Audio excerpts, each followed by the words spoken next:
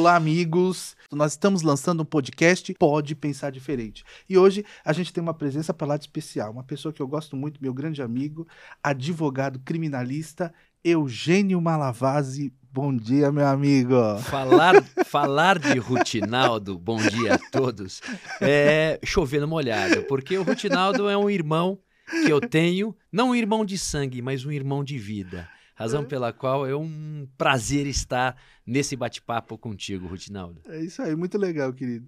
Então, eu tive a ideia da gente conversar um pouco, porque os temas, na verdade, criminais, eles têm sido muito frequentes na mídia de uma forma geral, mesmo porque a impressão que eu tenho, não sei se é a sua, mas que o judiciário recorrentemente está na mídia. Então, o judiciário é assunto todo dia, porque sempre nós temos uma questão que envolve não só a instituição judiciário, mas assim, as decisões do juiz, as questões criminais são muito presentes, inclusive, na sociedade de uma forma geral, né? Especialmente aqui no caso do Brasil.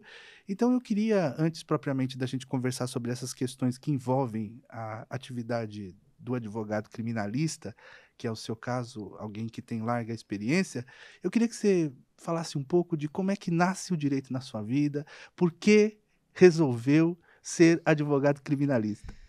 Na verdade, me perguntam isso, por que me tornei advogado, por que eu escolhi a faculdade de Direito, o porquê eu trilhei pelo caminho da advocacia criminal, e eu respondo que foi uma paixão inerente à minha vida. Rutinaldo, eu nunca prestei outro vestibular a não ser Direito. A minha segunda opção era a primeira opção, Direito Noturno, e a segunda opção, Direito Diurno. Razão pela qual eu... Mas tem alguém na tua família? Ninguém, eu fui o primeiro, na minha família eu fui o primeiro, você é minha mãe criminalista. Professora de primário, hoje Direito, hoje uma escola fundamental, não é fundamental, é fundamental, né? Ensino fundamental, e meu pai comerciante, portanto, nada afeto a área jurídica, nada afeta a área do direito, mas eu enveredei, assim que eu me vi como gente, eu disse a mim mesmo, no deleite da inércia, ou seja, no deleite da minha inércia na cama, com o meu travesseiro, pensando com os meus botões, conversando comigo mesmo, eu me disse, eu serei advogado e serei advogado criminalista. Olha que interessante, mas você tinha alguma referência? Ou você pensou, você tinha visto alguma coisa? Porque de repente você viu a atuação de alguém ou algum caso interessante, e aí por conta disso... Na verdade, enquanto muito jovem... Desperta o interesse. Enquanto muito jovem, nada obstante, naquela época, já há algum tempo atrás, não tinha tanta... O judiciário não estava na mídia como está hoje, sim, mas eu sempre gostei efetivamente da defesa das liberdades. Falando-se em defesa das liberdades, eu enveredei pelo direito penal e só pelo direito penal e na advocacia, ou seja, na defesa das garantias individuais daqueles que são instados pelo Estado. Olha que legal, você estudou onde? Eu estudei em Santos, eu me formei em Santos. Na Católica? Não, na verdade, não existe nem mais a faculdade na Uniceb, Universidade Santa Cecília dos Bandeirantes, que depois ela foi cindida e se tornou hoje Unimes e sim, eu lembro disso. Do Santa Cecília. Sim, eu me lembro.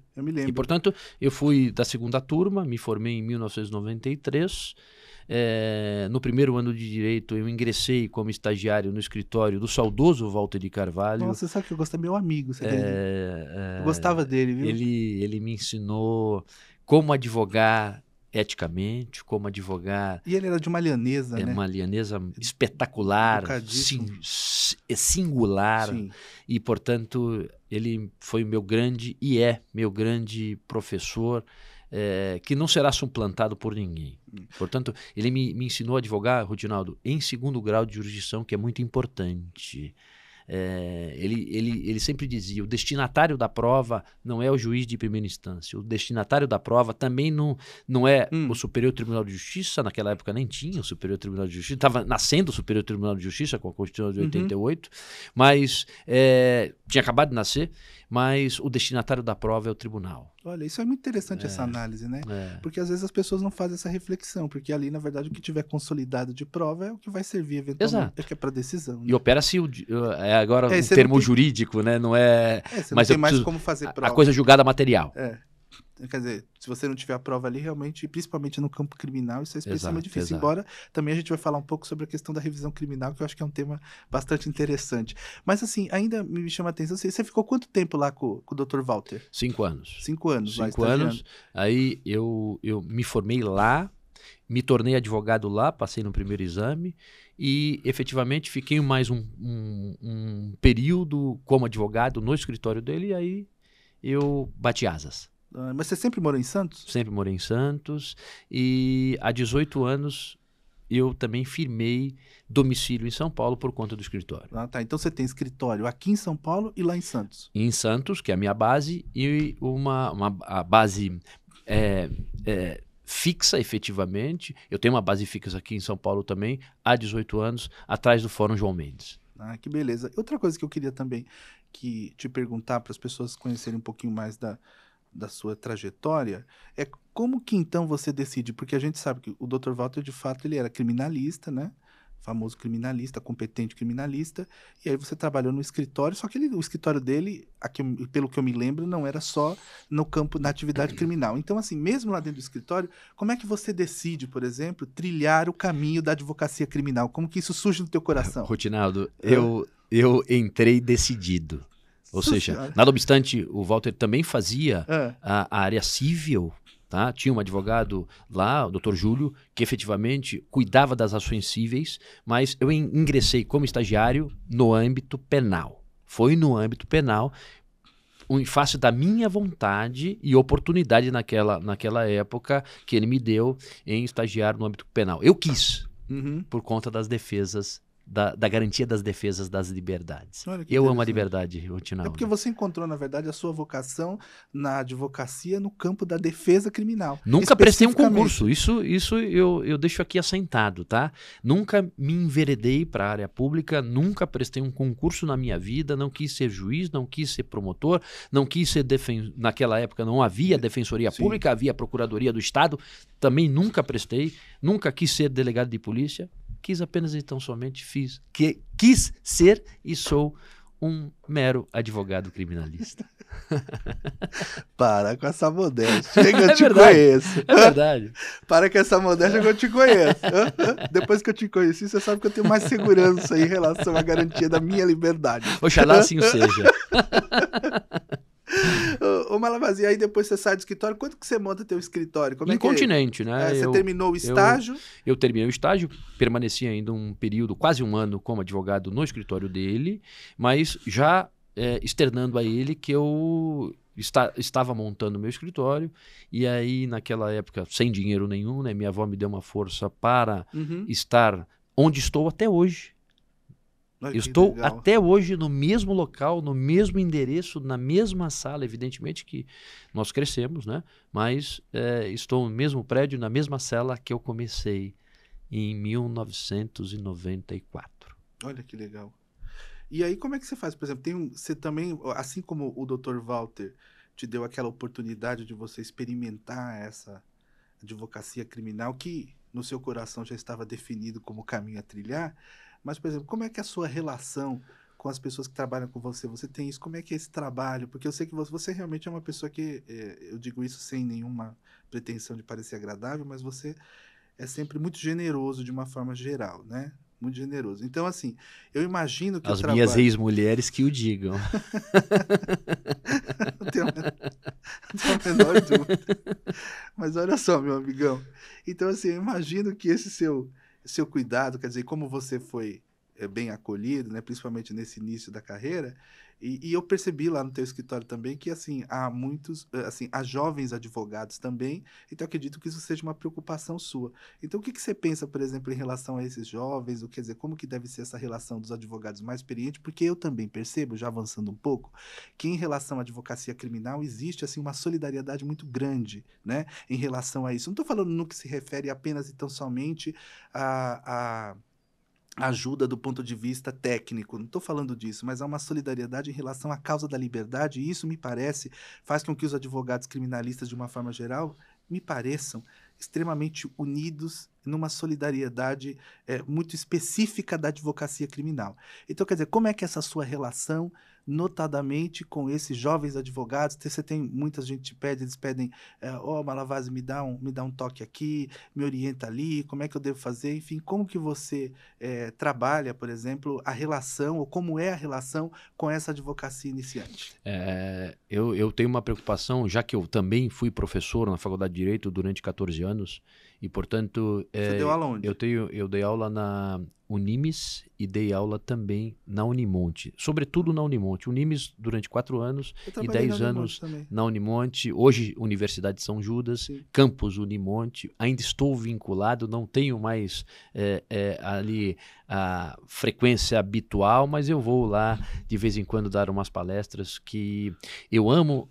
O estudante de direito, eu amo direito penal, eu tenho uma preocupação muito grande com os neófitos, com os jovens advogados, com os estudantes e jovens advogados e os estagiários, porque eu acho que isso é a base da advocacia. Eles têm que nascer para o direito, como efetivamente eu nasci, preocupado com a ética, preocupado com a honestidade, preocupado com a transparência para com o próprio constituinte, para aquele que outorga um instrumento procuratório, um instrumento de mandato, leia-se no linguajar mais simples, uma procuração para que o advogado exercite o sacrossanto e constitucional direito de defesa, não só na ação penal, mas antes dela, na investigação. Portanto, eu tenho essa preocupação e sempre que posso, eu converso com os meus colaboradores no escritório, converso com aqueles que entram em contato comigo. Eu sou de fácil acesso, você me conhece, você sabe muito disso, fácil. Eu respondo todas as mensagens, todas as ligações. Se eu não consigo responder imediatamente por conta da atividade da advocacia, eu respondo assim que eu terminar o meu compromisso e, portanto, eu procuro ajudar, compartilhar teses, compartilhar até legal, metodologia de escrita das teses, já muitas vezes trazidas pelos colegas à minha pessoa, como a forma de abordagem, como o advogado deve abordar determinado assunto, determinada tese, determinada argumentação, sobretudo no exercício da linguagem. E, portanto, a minha não é que eu seja generoso, é a minha característica, portanto, sempre ajudar o meu semelhante, sempre ajudar o próximo. Nesse caso, a sua característica é a generosidade. Então. A generosidade. Estão umbilicalmente ligadas. Mas é porque eu estou falando de forma com essa segurança, porque realmente nós nos conhecemos há algum tempo e eu posso te asseverar, assim, não só essa facilidade de trato, mas também com relação a isso. Quer dizer, quantas vezes, né? Estou falando diretamente aqui por mim, nós conversamos sobre inúmeras coisas, então essa facilidade de acesso a você realmente é um fato que eu acho muito interessante. Até os clientes, viu, Rinaldo? Até os clientes, eles sabem, eles têm realmente, eles não reclamam de nada. O cliente que diz que não consegue falar com Malavasi, não é verdade. É verdade. Não, até porque eu conheço clientes seus, inclusive foram absolvidos. A justiça foi feita. Então, exatamente. Então, assim, eu conheço. Eu sei disso. Gente inocente injustamente acusada. O Ministério Público tem a prerrogativa de acusar. Sim. E nós temos o dever de defender. É isso aí. Ô, Malavasi, outra coisa que eu queria te falar, ainda nessa linha da jovem advocacia, que eu acho muito interessante, porque há muitos jovens advogados que acompanham o seu trabalho, eu sei disso.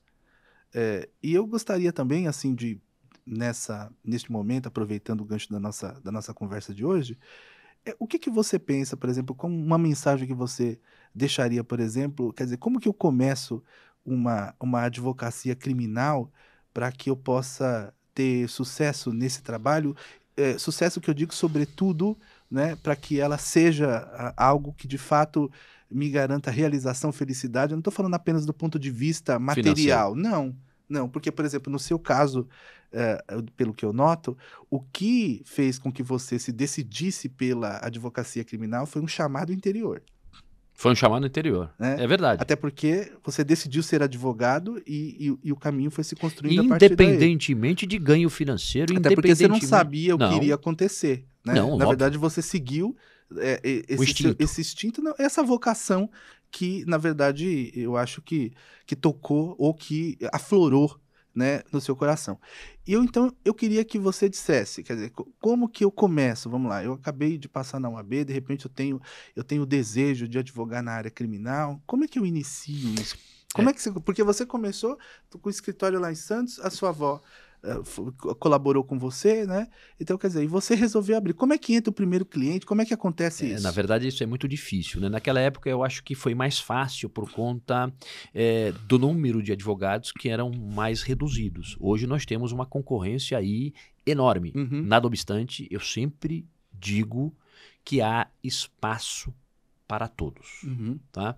Eu acho que a mensagem que eu tenho que deixar aqui ressaltada é porque não existe uma metodologia pré-estabelecida para o sucesso. Uhum. Na verdade, o que eu entendo é começar, sim, com alguém mais experiente para que você legal. consiga efetivamente angariar, não apenas e tão somente nos livros, mas angariar com aquele profissional que é mais experiente a prática no exercício da advocacia.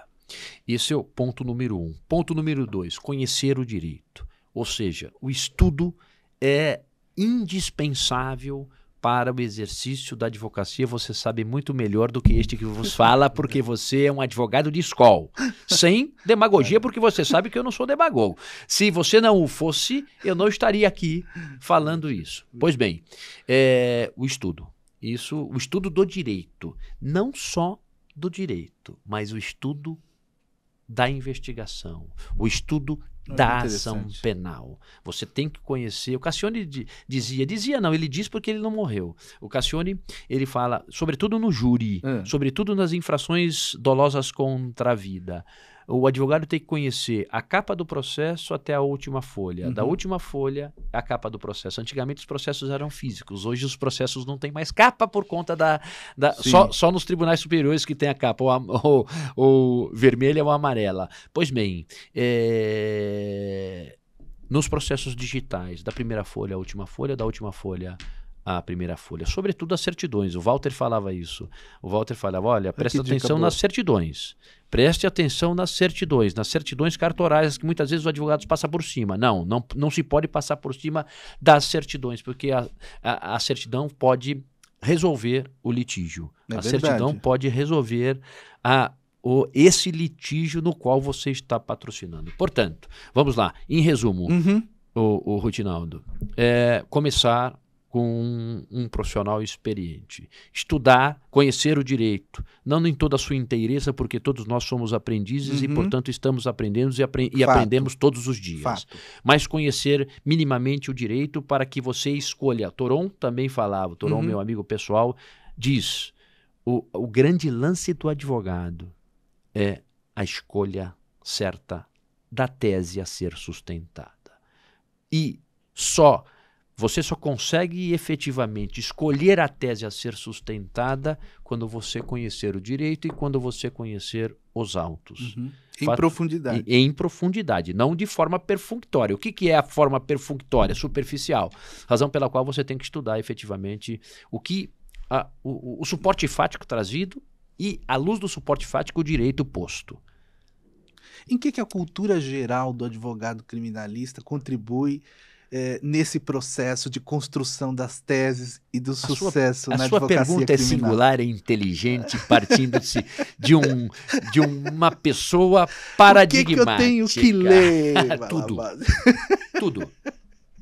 Tudo.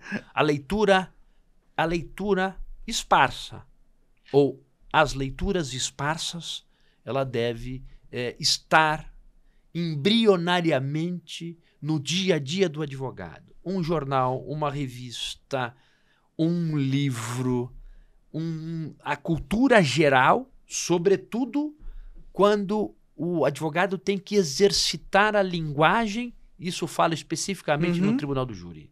Ele tem que ter cultura geral. Não só apenas e tão somente a cultura jurídica, mas também a cultura geral.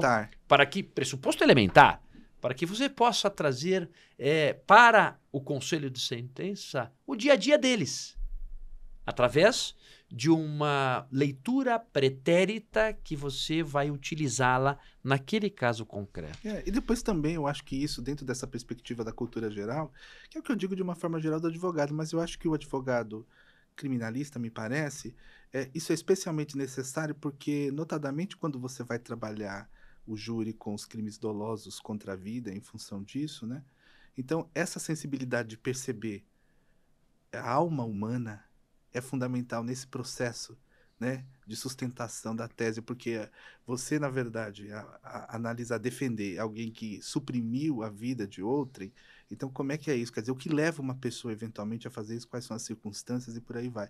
Quer dizer, então essa compreensão, né, da cabeça, da alma humana, eu acho que realmente é muito relevante e eu perguntei sobre essa questão da cultura geral, porque essa questão do estudo da literatura, do estudo da filosofia, da apreciação da arte, da psicologia. Né? Da psicologia. Tem um autor italiano que eu comprei aqui nos antigos sebos da Praça João Mendes.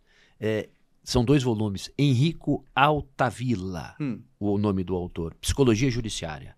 É maravilhoso. Esse livro me ensinou muito. E me ensina muito. Portanto, não é uma obra específica à luz do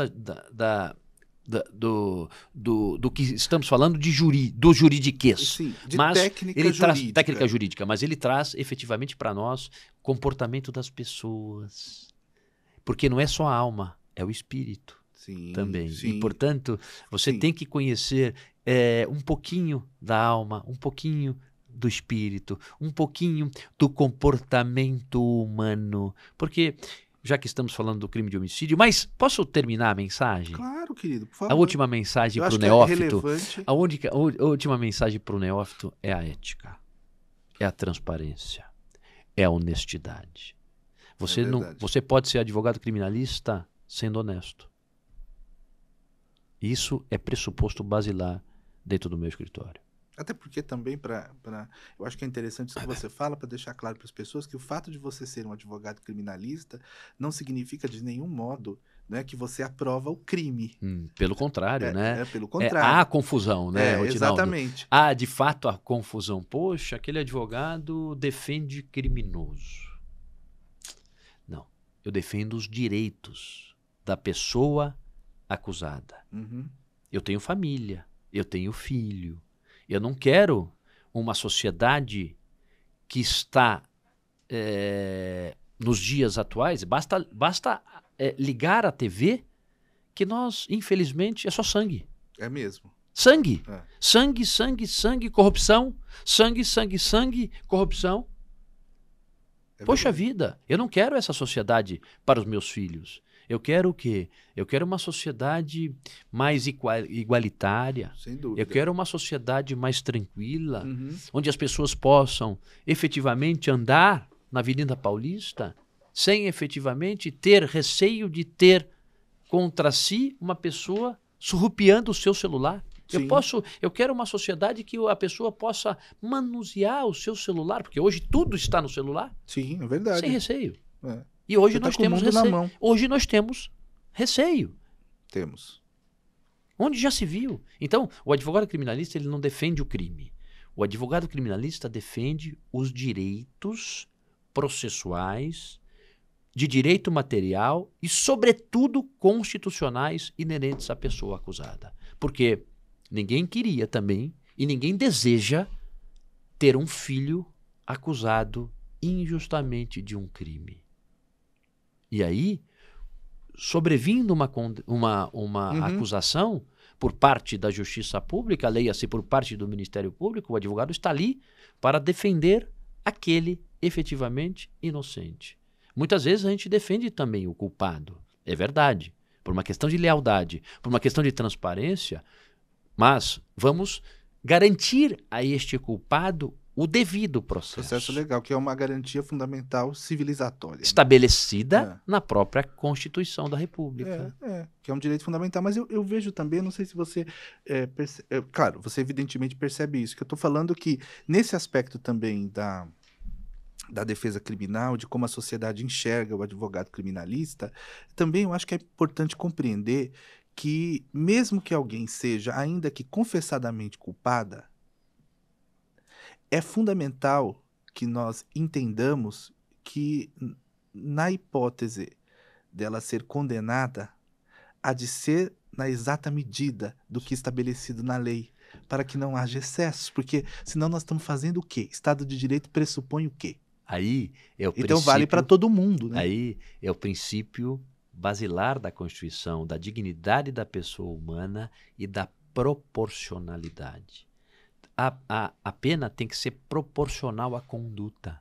Evidentemente, com base na lei. Sim. Evidentemente. Então, e isso precisa ser garantido naturalmente por... E isso quem garante? É o advogado. É o advogado. Evidente, né? Exato. Mas aí como que a gente conversa com a sociedade num tempo em que essa questão criminal é tão presente acerca do princípio constitucional da inocência numa sociedade que muitas vezes, em função de algumas coisas que a gente vê, de uns crimes que ganham a imprensa e que escandalizam pela gravidade do que se mostra como presente, como crime, né? Porque aconteceu um determinado fato, aquilo ganha uma dimensão, né? Porque aquilo é amplamente noticiado, tem uma pessoa acusada, aparentemente de um crime que causa grande repulsa. Bárbaro, por exemplo. Bárbaro, ou enfim, infamante, né? Também quer dizer que causa grande repulsa.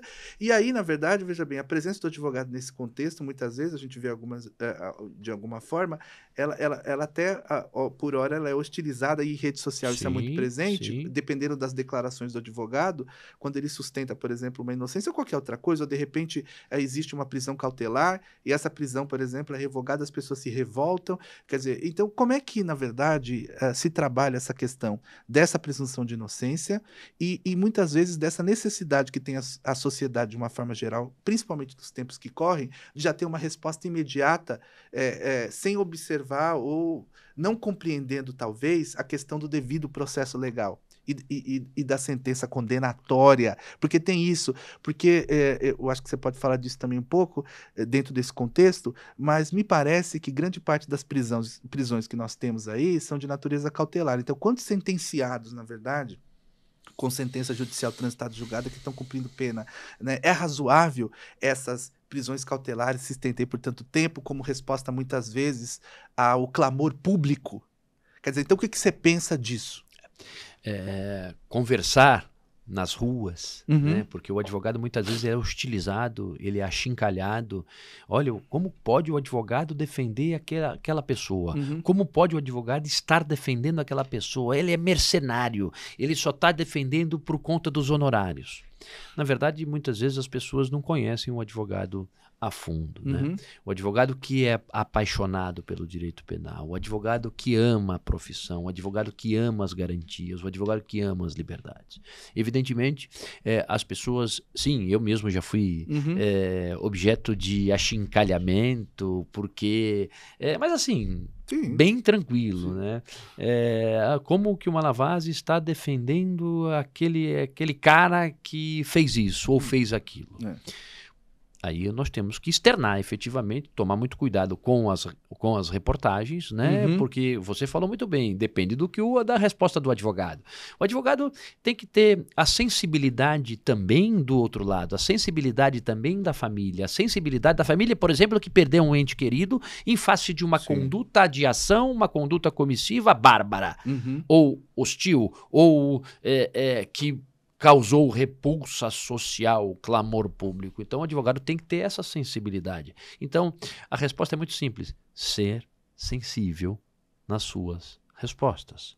Sempre em respeito ao acusado e, sobretudo, respeitando o outro lado da moeda, ou seja, respeitando os familiares, A perspectiva da vítima, né? Exato. É porque isso é uma questão de perspectiva, porque né? vítima já é uma palavra forte. Vítima. Ela foi vítima. Eu estou falando, na verdade, reproduzindo aquilo, porque quando a imprensa muitas vezes apresenta, já há uma condenação, né, do ponto de vista midiático. Opa, isso que interfere de forma direta, eu acredito, na atividade do advogado criminal. Dou várias palestras. Dei várias palestras no que pertinha a respeito da influência da mídia no processo penal, sobretudo no tribunal do júri. Sim. Porque nós sabemos que quem julga a infração dolosa contra a vida são pessoas do povo, muitas vezes não são advogados. Uhum. Poderão sê-lo, mas muitas vezes não são advogados e, portanto, não estão afetos à metodologia processual. Esse é o espírito da Constituição, esse é o espírito da legislação, ou seja, o povo julgando o povo de um crime bárbaro. Portanto, esse exercício de linguagem, ele tem que ser sensível.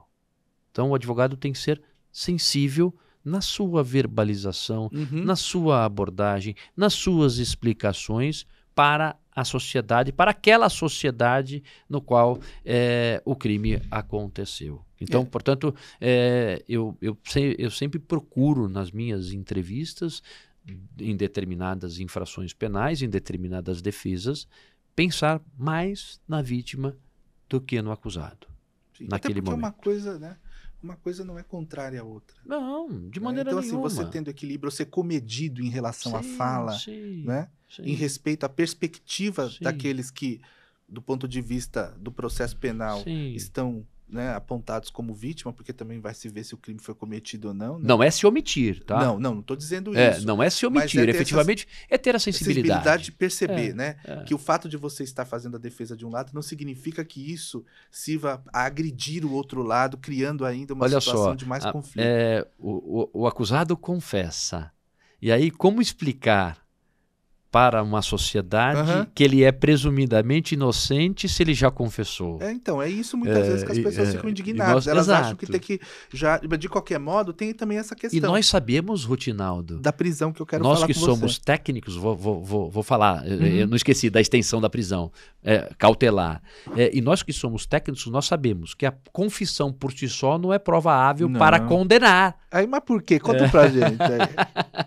Porque o ônus da prova é da acusação. Muitas vezes existem confissões qualificadas e existem confissões que não geram carga de verossimilhança, carga de verdade, carga de honestidade, carga de transparência. Existem confissões e confissões. Portanto, e é por isso que a jurisprudência diz o que é a jurisprudência, para que as pessoas entendam.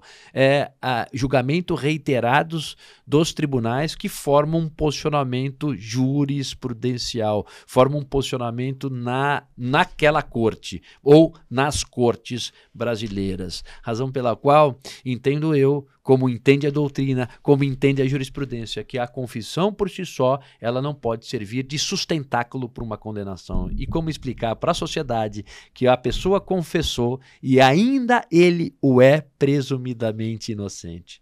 Até porque tem outros aspectos. Sendo sensível. Né? Até porque também tem outras questões que às vezes as pessoas não analisam. O fato de alguém ter confessado, a gente não sabe o que levou exatamente a pessoa a confessar, né?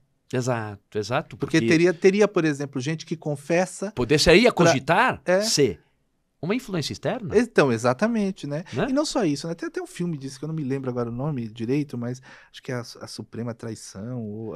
Não sei se você viu. A Suprema Traição, eu acho que sim. Eu não me lembro se o título é esse. Não, o título não é esse. Eu tô me lembrando aqui que você tá falando, que é um caso disso, mas eu me lembro da história do filme, que é o caso em que uma mulher tem lá uma amiga, né? E aí, na verdade, tem toda uma trama que é bem interessante. Eu não vou fazer aqui spoiler do filme, mas ele é bem interessante porque, na verdade, você assistindo aquele filme é bem mais ou menos isso, né? Porque lá a protagonista, digamos assim, ela confessa um crime, né?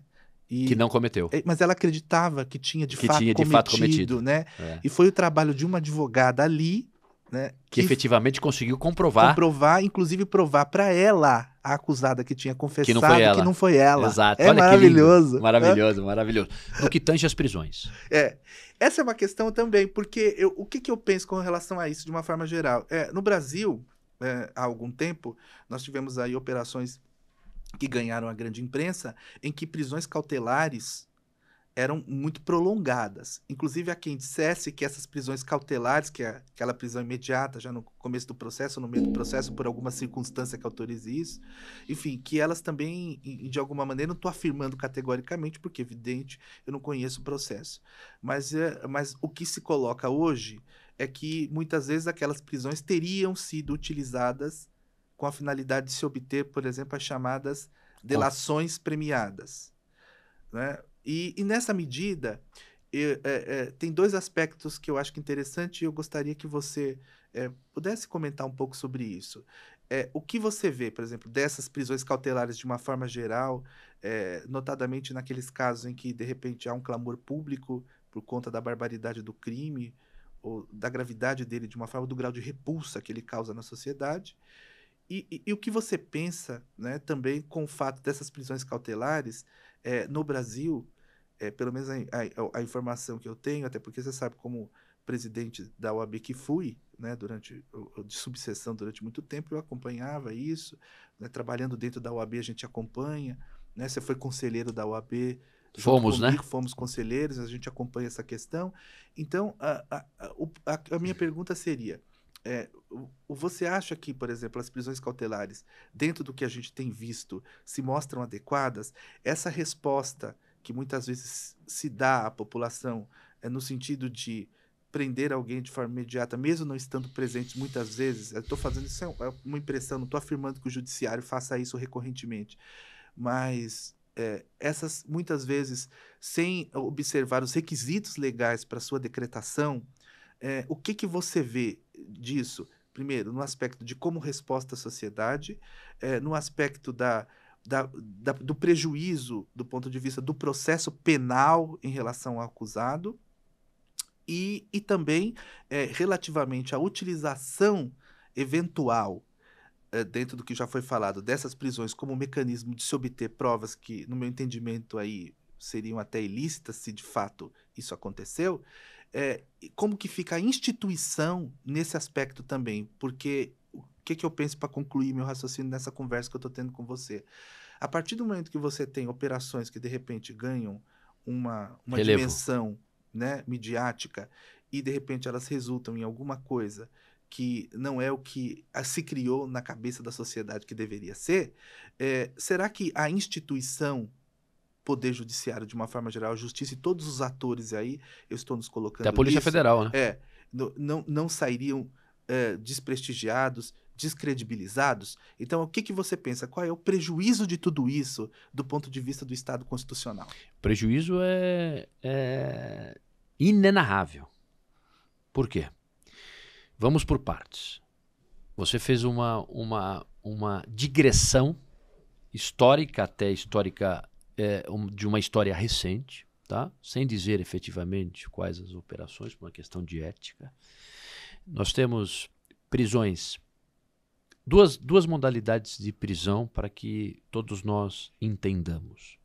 A prisão temporária, que é uma prisão específica para a investigação, e a prisão aquela que não tem tempo, que não tem prazo pré-determinado, como tem a prisão temporária, que é a prisão preventiva, cujos requisitos são antagônicos. A prisão temporária, que num passado recente, muitas vezes, ela foi e é agora, nos dias atuais, decretada, que é uma prisão para a investigação e não para forçar de forma implícita uma eventual delação premiada ou, quiçá, uma confissão com delação, porque isso mesmo, as prisões temporárias, com todo respeito, com todas as vênias, dada a licença, muitas vezes ela é decretada sem nenhum requisito legal estabelecido na lei, apenas e tão somente para forçar de forma implícita uma delação premiada. Isso nós temos que coibir.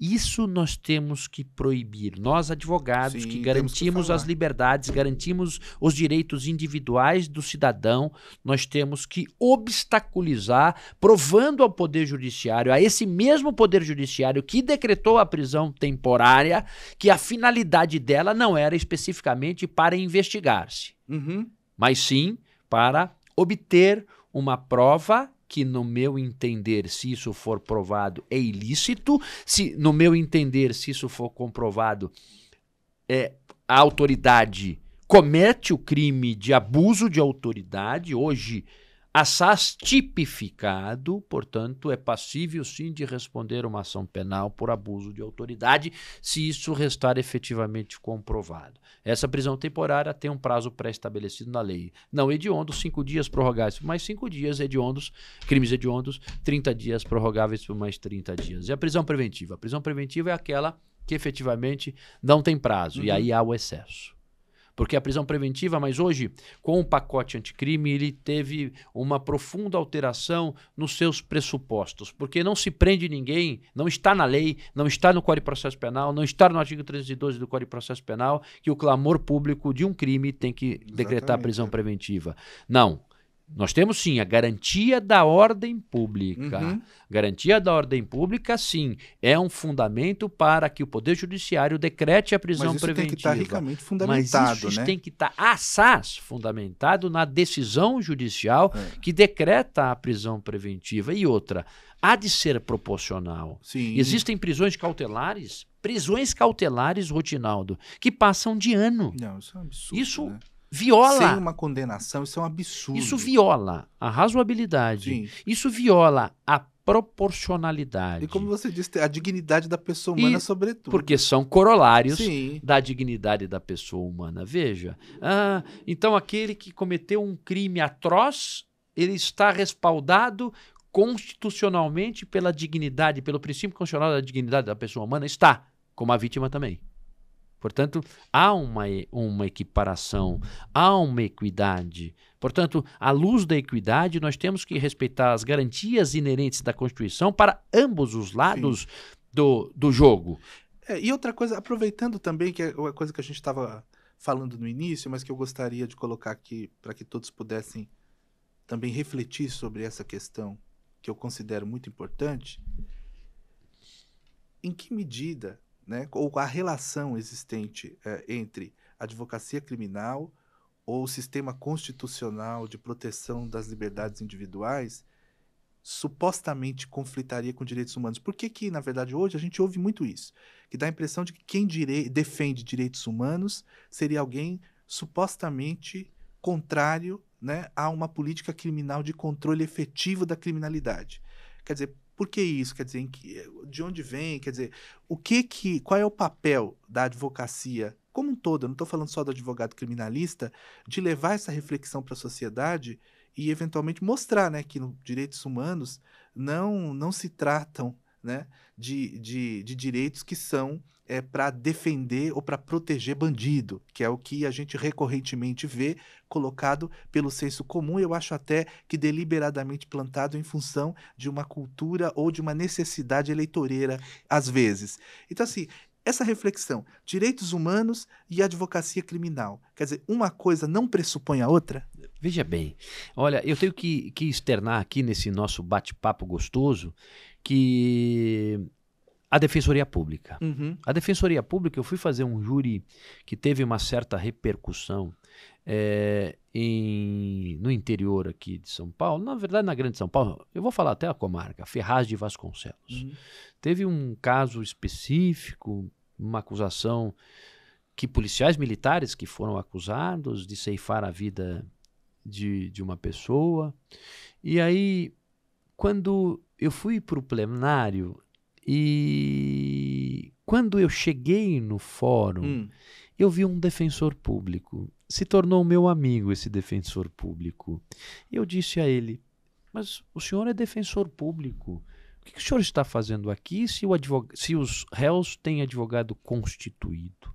Não, eu faço parte da Defensoria Pública de um núcleo de Direitos Humanos. Olha que beleza, hein?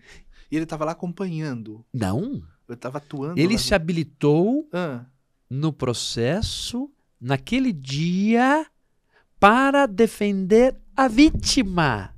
Olha que interessante. olha. E aconteceu comigo mais de uma vez, Rutinaldo. Por quê? Porque o núcleo da defensoria, e eu tenho que aplaudir para que as pessoas saibam dessa figura de um núcleo da defensoria pública que defende os direitos humanos. E, portanto, as pessoas têm que entender que os direitos humanos não está inerente apenas e tão somente aos criminosos condenados, mas também aos ofendidos, mas também às vítimas. E a defensoria pública faz um trabalho indelével. Tem atuado nesse sentido. Nesse sentido, portanto, o defensor público se habilitou como assistente do Ministério Público na defesa intransigente dos direitos humanos da vítima, que foram dentro de um critério, eu não sei qual o critério, porque eu não sou defensor público, qual é a triagem, eu não tenho essa noção, mas, Rutinaldo, para que a defensoria pública, dentro do núcleo de direitos humanos, não defenda as garantias do acusado, mas sim, ele estava ali efetivamente defendendo, à luz de um núcleo que ele integra na defensoria pública para defender os direitos humanos da vítima. Portanto, a sociedade tem que entender que os direitos humanos, ele age não só para aquele que está sentenciado, com sentença transitada em julgado, que está na cadeia. Ou para garantir o processo, né, a validade do processo, para que se chegue isso à antes, eventual né? condenação. Isso antes, né? E foi a figura do defensor público naquele júri. Sim. O defensor público se habilitou como assistente do Ministério Público dentro de uma triagem interna da defensoria, porque houve um vilipêndio aos direitos humanos da vítima. Olha aí. Porque o Estado, já que os acusados eram policiais militares, portanto, o Estado que tem a função de resguardar a ordem pública, estavam ali sendo acusados de ter vilipendiado uma pessoa, de ter matado uma pessoa, ferindo os direitos humanos daquela pessoa. E a Defensoria Pública do Estado de São Paulo estava lá para defendê-la. Olha que interessante. Então. E aconteceu comigo 2 vezes. Então você veja que aí você tem 2 dimensões, não é mesmo? Exato. É aí que é interessante que as pessoas compreendam. Exato. Como você está explicando aí, que eu acho muito porque não é, Rutinaldo, isso veja que você bem, apresenta. Desculpa, mas não é apenas e tão somente os direitos humanos, não está inerente na defesa dos criminosos, mas também está na proteção da dignidade das vítimas. Da dignidade dos ofendidos. Olha que interessante. Eu fiquei surpreso, confesso, Lia. Positivamente surpreso, porque a Defensoria Pública foi para defender os direitos humanos da vítima e não do acusado. E, portanto, os direitos humanos, Hans Kelsen nos ensinou, né, Rutinaldo, que as leis hão de ser interpretadas como se fosse uma pirâmide, no topo da pirâmide está a Constituição da República, e como inerente a direitos da própria Carta Magna, vêm os direitos humanos, e os direitos humanos está para auxiliar a defesa de ambos os lados. Isso é muito interessante. Eu acho que os advogados, de uma forma geral, têm um papel determinante de levar à sociedade essa perspectiva, essa visão, né? Porque senão o que eu vejo é a gente demonizar os direitos humanos, o que é extremamente negativo, né, do ponto de vista do nosso evoluir. Exato. Como sociedade política. Exato. Até porque, para que nós chegássemos ao que temos hoje em matéria de direitos humanos, houve historicamente o trabalho de muita gente, muito sangue foi derramado para que a gente tivesse minimamente uma estrutura a garantir, dentro de uma sociedade civilizada, né, uma estrutura jurídica, judiciária, que garanta que alguém só possa ser condenado, de fato, se for reconhecida, comprovada a sua culpa. E aí agora o que você fala, que eu também acho muito relevante, que é também essa proteção do direito, ou dos direitos humanos aí, da vítima, Tanto que também você fala outra coisa que eu gostaria que você também ampliasse, que é essa perspectiva de que o advogado criminal também tem a possibilidade dessa atuação Sim. junto à Acusação? acusação como Sim, assistente, né? Sim. E aproveitando aí, engatando nessa pergunta, eu queria que você me falasse como é que é essa tua atuação, você que tem esse espírito dirigido para a defesa, fazendo acusação. Como é que é isso? Eu já Conta fiz. para mim. Esse Rutinaldo me aperta, viu, gente? Mas olha, meu amigo, presta atenção. Processualmente falando, o Código de Processo Penal estabelece e dá a oportunidade da vítima contratar um advogado. Rutinaldo, você sabe disso. 268 seguintes do Código de Processo Penal. Portanto, o ofendido ou o familiar do ofendido, se este não estiver mais aqui entre nós, fisicamente falando, pode outorgar uma procuração para um advogado figurar ao lado do promotor. É a figura jurídica da assistência do Ministério Público. E ao atuar ao lado do promotor, como este defensor público estava ao lado da promotora naquela oportunidade, o advogado também, o advogado constituído pela família da vítima, também garantirá não as questões processuais apenas e tão somente, mas sobretudo os direitos humanos do ofendido naquela oportunidade. E você me pergunta, como é estar... Conta isso. Na acusação é difícil. Malavase acusando. Como é que é isso? Rutinaldo, Como é difícil demais. Eu imagino. É difícil demais. Mas Da gente conversar sobre isso lá no conselho, lá com ela. É verdade, conversamos bastante. Saudoso conselho. É verdade. A minha característica é estar na defesa. A minha característica.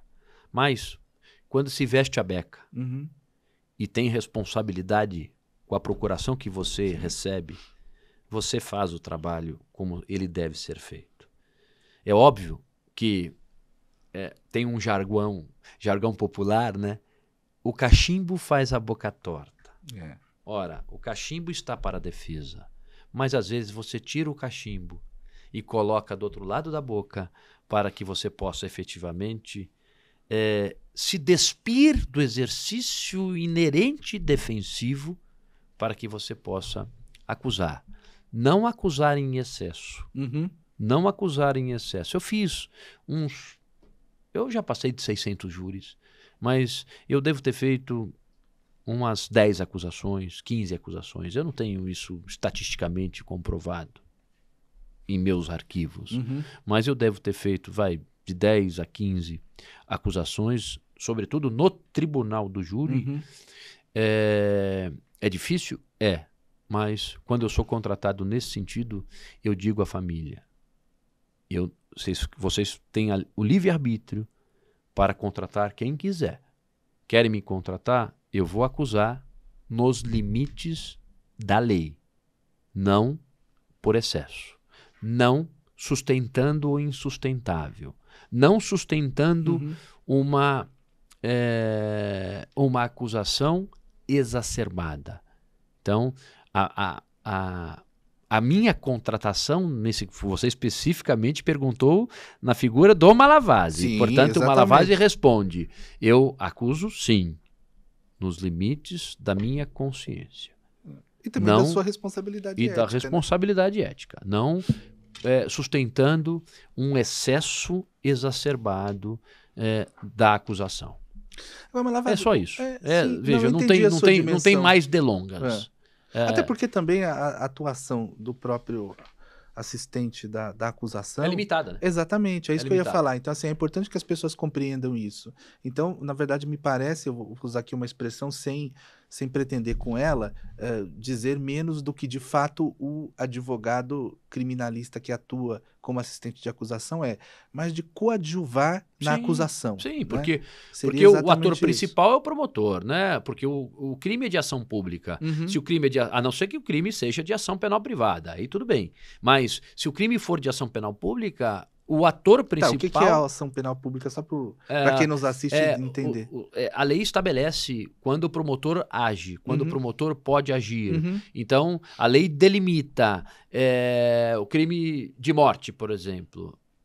eu, como advogado da vítima, eu não posso promover a ação, a não ser se o promotor quedar-se inerte. Aí sim tem uma exceção da lei. Mas, porque ele tem o poder, dever de ajuizar a ação se presentes os fundamentos dela ação. Portanto, os requisitos dela ação. Então, esse é a ação penal pública. A ação penal pública, o titular da ação penal pública é o promotor. Portanto, ator principal. E o coadjuvante é o assistente dele, promotor. O nome já diz, né? Assistente do Ministério Público. Então, ele assiste o promotor. Então, os limites postulatórios, ele fica limitado. O limite é até na lei, né? A lei limita.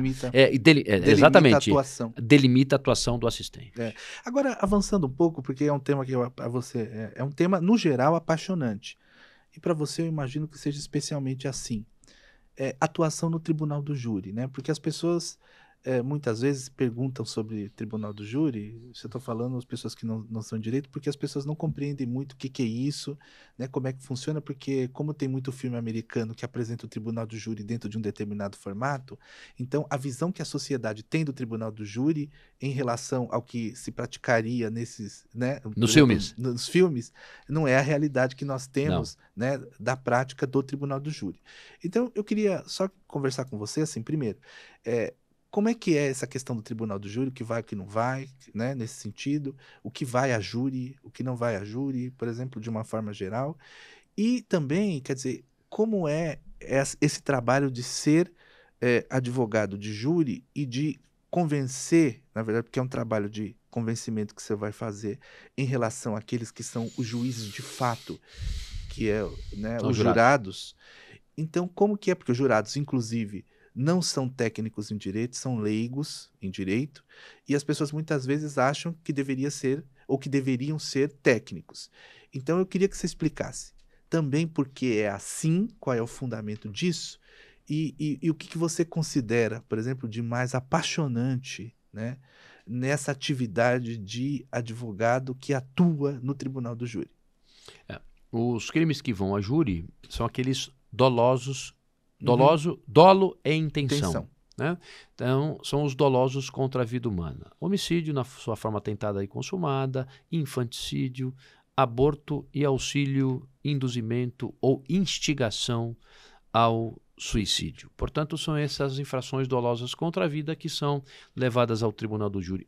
Um furto pode ser levado ao tribunal do júri? Pode, desde que esteja conexo com a infração dolosa contra a vida. Conexo é um tipo, para as pessoas entenderem, né? Um tipo de ligação com o crime principal do doloso contra a vida.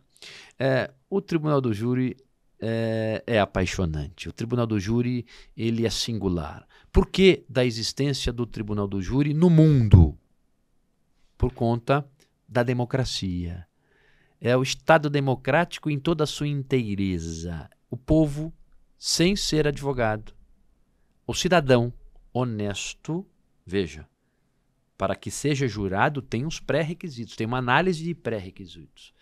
O jurado tem que ser idôneo, o jurado não pode ter antecedentes criminais, o jurado tem que ter uma vida civil inenarrável. Portanto, cidadãos de postura exemplar no seio da sociedade possuem a prerrogativa de estar sem fazer parte do Poder Judiciário, mas já fazendo, porque ele é chamado pelo Poder Judiciário, e uma vez chamado pelo Poder Judiciário, ele está investido na autoridade judicante, de fato, não de direito. Sim. Então, os jurados irão analisar mas naquele fatos. Julgamento, guilt, ele exerce função judicante. Nos Estados Unidos, guilt or not guilty, culpado ou inocente. Então, os jurados, também aqui no Brasil, irão analisar bem diferente dos Estados Unidos, bem diferente dos filmes, a metodologia processual é outra, portanto, aqui no Brasil tem um regramento específico, lá na América tem um regramento específico, tá?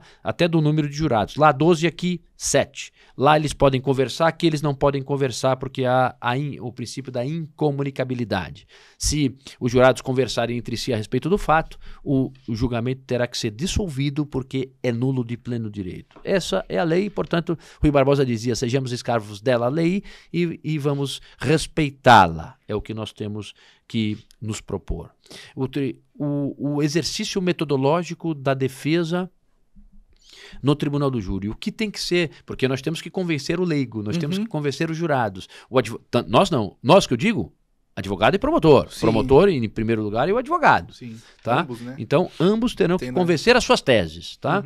Se ele foi o autor, se ele não foi o autor, se a participação dele foi de menor importância, se não foi menor, se ele praticou um crime não doloso, mas sim culposo. Então, são N teses que o advogado terá que expor perante o conselho de sentença. O que é apaixonante? É o exercício da linguagem.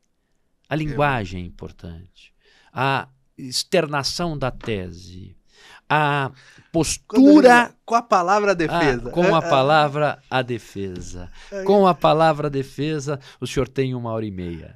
Portanto, é 1h30. Portanto, quando o juiz outorga a palavra, esse é o exercício eficaz, efetivo, constitucional de defesa, quando o advogado irá verbalizar para os jurados os fatos postos pelo promotor, porque o promotor já falou. Sim. O promotor já externou os fatos. Então, ele já deu a visão. A defesa fala depois. Ele já deu aquela visão a respeito daquele determinado assunto, fato criminoso, na visão do promotor, e embrionariamente ligado ao dolo, e a defesa irá tentar, nesse exercício de linguagem, contrariar o viés acusatório, externando o seu ponto de vista, do que ele colheu do arcabouço probatório coligido. Isso é lindo demais, o Rutinaldo. Indiscutivelmente. Né? Mas eu queria te perguntar, parece óbvia a pergunta que eu vou te fazer, mas não é não. No meu entendimento, por quê? Porque assim, por mais que o sentimento, por exemplo, você obteve um resultado positivo e aí aquela pessoa que está ali acusada de um crime doloso contra a vida, que pode ser condenada a uma pena... de 12 a 30, por exemplo. Então, mas é uma pena elevada. Sim. Digamos, considerando, inclusive, que pode ser levada à prisão, e considerando a estrutura que nós temos nas prisões do Brasil, né? Então eu te pergunto o seguinte, quer dizer, qual é esse sentimento do advogado criminalista quando vem uma absolvição? E eu gostaria de saber, especificamente em relação a você, o que você sentiu quando você obteve a primeira? O sentimento é um sentimento de dever cumprido, de justiça. O meu primeiro júri entrou a minha tese. Ontem eu estava conversando com um colega que quer fazer uma live comigo a respeito o título da live, o meu primeiro júri.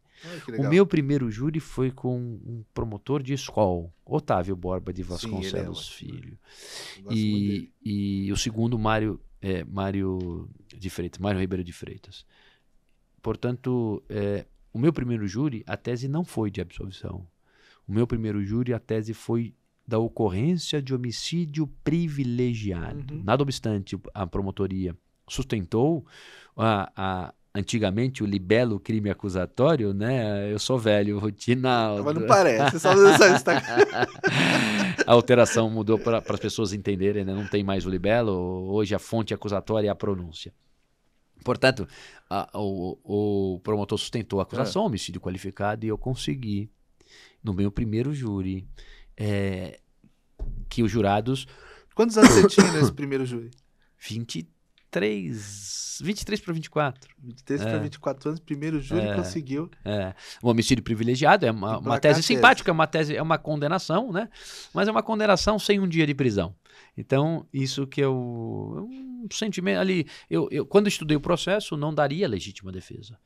E disse ao réu, olha, a legítima defesa é sustentar o insustentável.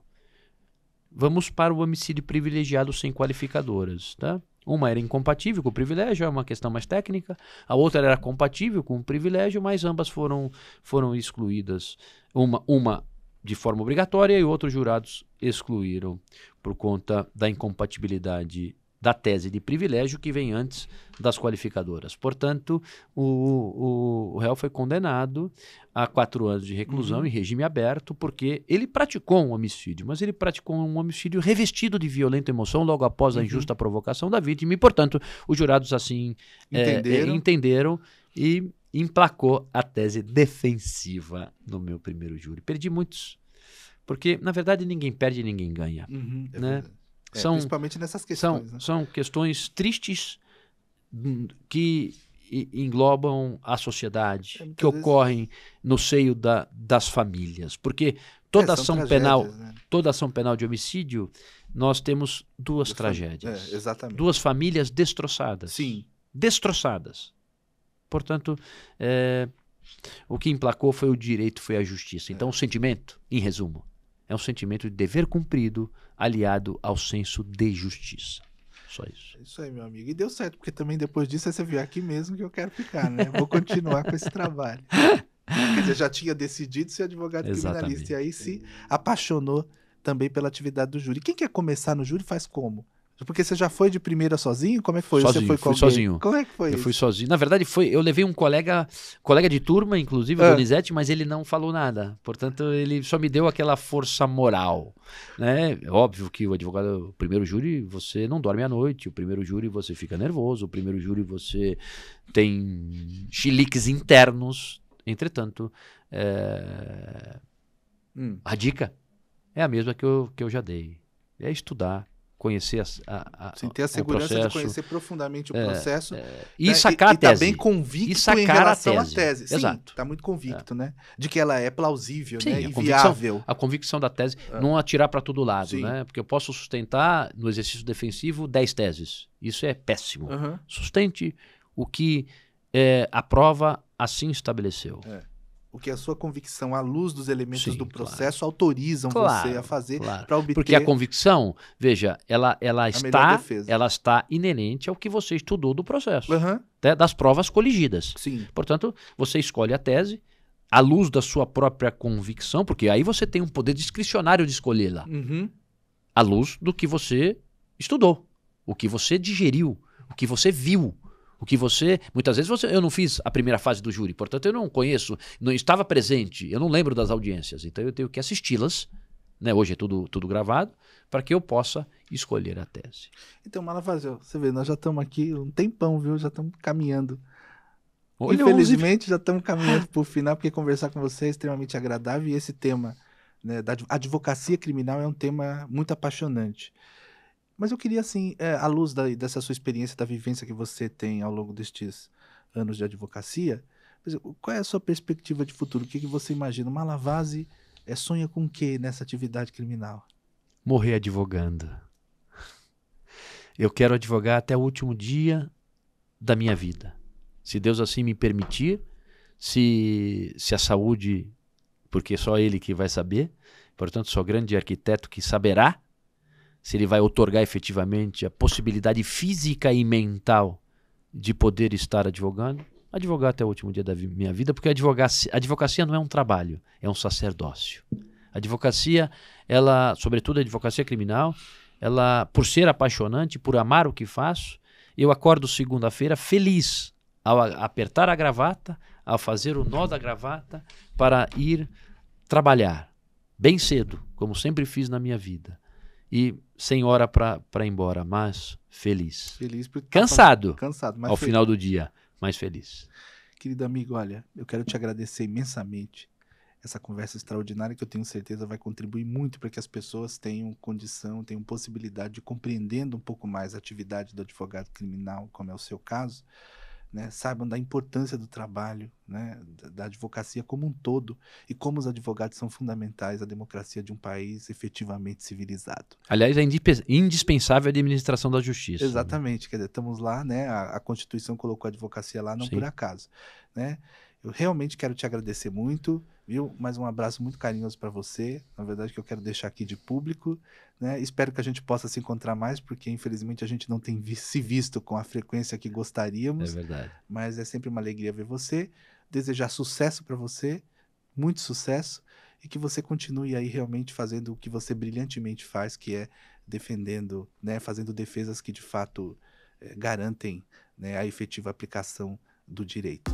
Meu irmão, eu também posso deixar um abraço Por favor, fraterno, deixa um abraço. fraternal, sobretudo a você, a todos que estão nos ouvindo, mas sobretudo a você, porque você sabe do carinho que eu tenho por ti, Rutinaldo, não é de hoje. Nós nos conhecemos numa certa circunstância que depois a gente pode até revelar. Entretanto, você mora do lado esquerdo do meu peito e, portanto, eu deixo aqui um beijo fraternal a você, extensivo efetivamente aos seus familiares, que você é uma pessoa extraordinária, um profissional de escola, um professor e hoje um político também de escola. Saiba disso, Rutinaldo. Mas, um beijo assim, forte. Eu tô no seu coração assim, você tá no meu. Se bem que no meu você já fez o campeão.